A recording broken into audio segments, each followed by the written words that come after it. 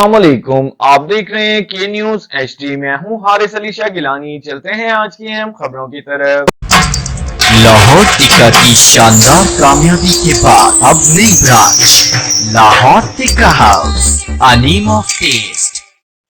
ताज़ा तरीन खबरों से बाखबर रहने के लिए हमारे साथ रहिए। आज की इस खबर में हम बात करेंगे कि कश्मीर की मौजूदा सूरत हाल की, जहां एक बार कशीदगी में इजाफा देखने में आ रहा है। हालिया दिनों में सिक्योरिटी फोर्सेस की जानिब से मुख्तलिफ इलाकों में बड़े पैमाने पर क्रैकडाउन किया गया, जिसके दौरान मुतअद्दिद अफराद को हिरासत में लिया गया। इन कार्रवाइयों के बाद खित्ते में खौफ और बेचैनी की फिजा पाई जा रही है।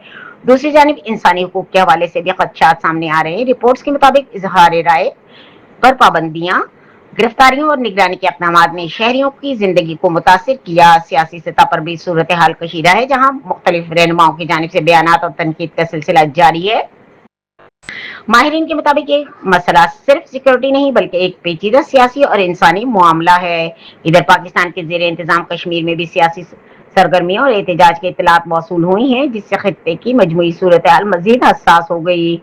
माहिरीन का कहना है कि कश्मीर में देर पामन के लिए संजीदा मुज़ाकरात और अमली इक़दाम की जरूरत है, ताकि वहां के अवाम को एक महफूज और मुस्तहकम मुस्तकबिल फराहम किया जा सके।